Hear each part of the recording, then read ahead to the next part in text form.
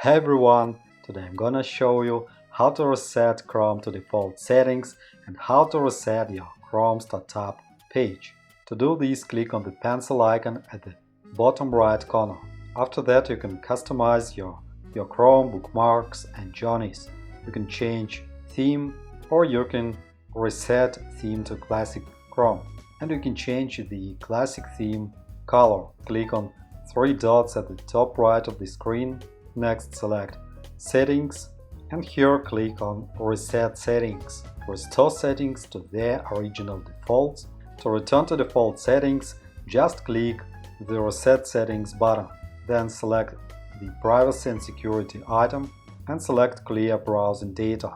Here you can clear browsing history, cached images and files, and even download history, passwords, autofill form data, and other settings. Select necessary data and click on Clear Data.